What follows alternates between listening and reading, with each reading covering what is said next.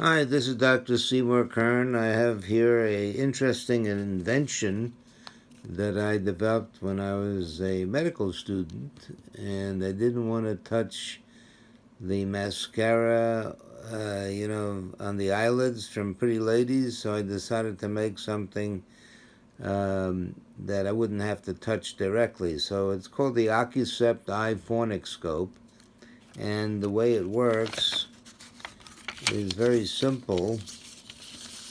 Here's a diagram. I'm going to blow it up a bit. And you can see the detail of what we're trying to do here. You can see the upper eyelid there being pulled forward. And then there's a mirror below, and you can see how you can see with the naked eye almost all the way up to the very, very top of the eyeball, which is where a lot of things are lost, like contact lenses, dust. And here this is how we apply it. And we then capture the lower lid, as you can see. And these are more diagrams.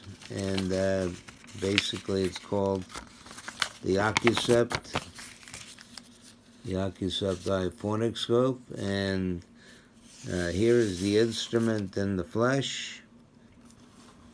And the reason why we're here is that we are not looking for money, but we're looking for expertise to supply all the different components, not too many components. So we have basically a ring, clip, and mirror combination. And so we want to replace or manufacture this either as a disposable or as a permanent instrument, which you see here. Price of which could be in the realm of anywhere from $50 to $500, depending on what we pack into it, because this platform will ultimately house quite a lot of different functions. As a matter of fact, so many functions that it could basically take the place of an entire eye examining room. But that's later. So the important thing is to see the general construction of it. It's a ring, clip, and mirror combination.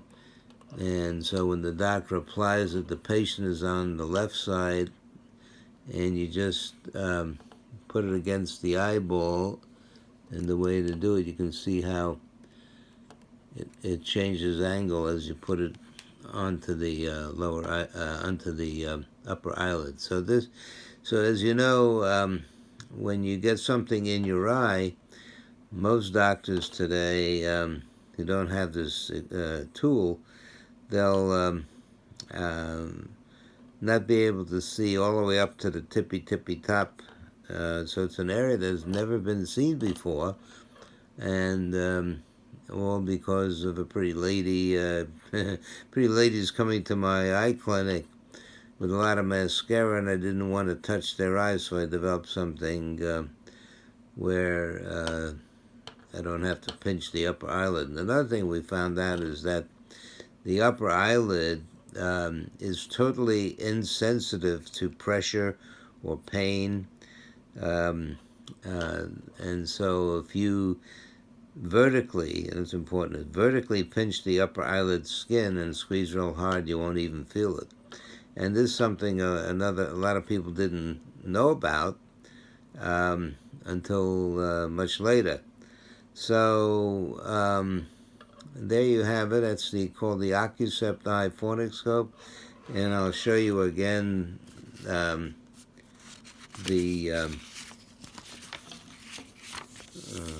here we have the actual item. I'll blow it up a bit, and you can see under high power what this instrument actually does. So you can see down below is the mirror, up is the clip, and you can see when it grasps onto the upper eyelid, then you don't feel it because it's external, or for whatever reason there is no pain.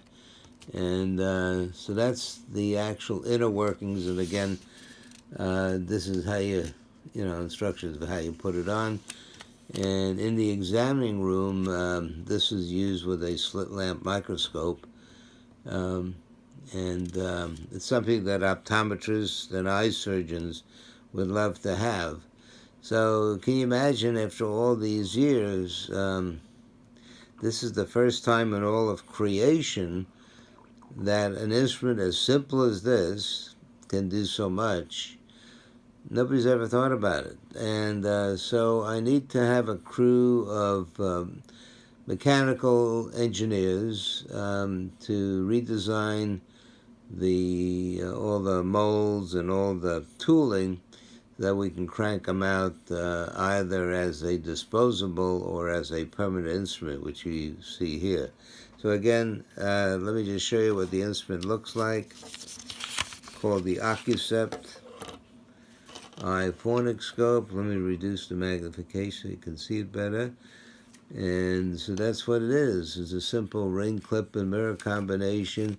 And you can see how, when it goes against the eyeball, it'll tilt to the right angle. So the first step is the patient puts their head in the chin rest of the slit lamp microscope, and then they,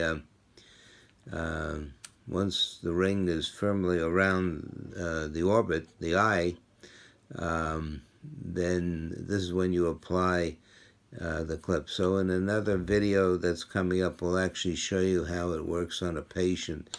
But the first thing, I just wanted to show you the simplicity of this thing. And the market, the annual market, would be close to 400,000 units a year globally. And so, and we have no competition yet. I'm sure it'll happen. So anyway, if anybody's interested in working with us on this, and you have any, if you're an expert on different types of metals and springs, glass and mirrors and whatever, silicon, all the different ingredients that go to make this simple thing. I got this originally when I was in medical school. One of the local spring manufacturing companies made this thing for me as a gift. They didn't even charge. It was very nice of them. However, they didn't complete the job, and so we have a couple of loose ends that need to be fixed before we go out in the marketplace with it, because I want to make sure that it works perfectly and it'll last a long, long time. So these are things that we're working on right now, and we have all the blueprints, everything ready to go.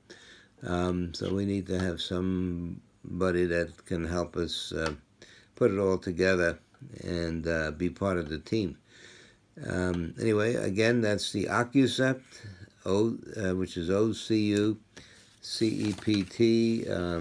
Here again, here's the spelling of it. There's the OCUCEPT eye fornixscope. And again, so if any of you would like to talk to me, my email address is cybersci, that's CYBER, CY@ME.com. That's cybersci, C for Charlie, Y for Yankee, B for boy, E for Edward, R for Romeo. That's cyber, yeah, and then comes Sci again, C for Charlie, Y for Yankee, at M for Mary, E for Edward.com. That's cybersci@me.com, and look forward to hearing from you. Again, this is the OCUCEPT eye fornixscope. Comes nicely packaged in a little box, which we're redesigning as well. Let me just show you what it looks like. That's the container, and this is how the instrument, let me just put it in the slot here, sits in the box, and there's the name. It's a registered trademark. And also, it happens to be, as a fornixscope, the FDA in America has labeled it as a GRAS device, which means it's generally accepted as not being harmful in any way. But anyway, minor things like that. But anyway, so that's the OCUCEPT eye fornixscope. And if you wish to call me, please email me first, and I'll be happy to give you my telephone numbers and whatever. Yeah. Again, it's write to me at cybersci@me.com and provide a little bit of a background, or maybe your training, what your expertise is, and let's get this thing back on the road. Like anything else, things take time. And it took all these years to get all the bugs out, and now we have an instrument that really works. As a matter of fact, I remember I was covering for another doctor, and a lady walked in with a beefy red eye. I mean, really red. And they treated her with all types of antibiotics, and nothing worked. So at that time, I only had the prototype, and I put it on the eye. And lo and behold, there was like a little thorn. I wish I had photographed it. A little thorn piercing through the thin layered tissue, behind the eyeball, behind the eyelid, not the eyeball, the eyelid. And so the minute I put it on the eye, I saw this little microscopic crystalline thorn, which was embedded in the tissue behind the upper eyelid. And every time this lady blinked, it would go scratch, scratch, vertically. When you open the eyelid, scratch. When you close it, scratch. And she was so desperate, nothing was helping. She was ready to pull the eyeball out of the socket. So fortunately, it's all about timing and doing things at the right time. And it was something which I'll never forget. The evolution of how this instrument came into being. And then I, also used it with lasers, and also was involved with the LASIK procedures. Anyway, there's a whole story. Love to meet you all. Please bring your expertise to the table, and let's get this thing up on the road ASAP. And by the way, this is also a COVID device because it isolates the patient from the doctor, or vice versa. And so it can be protective during eye examinations, although I never thought of it that way initially in my early years. So this goes back about 40, 50 years.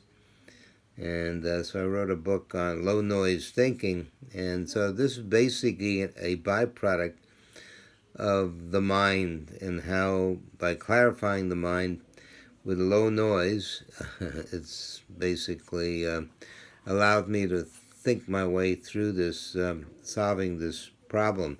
And I went through all different types of components and this and that. I mean, it was just like hundreds, like Thomas Edison discovering the light bulb. There were so many different versions, so finally we got this version that does the job fantastically well. Anyway, please give us a call. It's the OCUCEPT eye fornixscope, and there you can see it in the box. I don't know if you can see it. Lighting is getting kind of funny. But anyway, there it is, the OCUCEPT eye fornixscope. And again, here you can actually see in print the name. And then also remember this cross-section that we're examining here. Let me just turn up the magnification.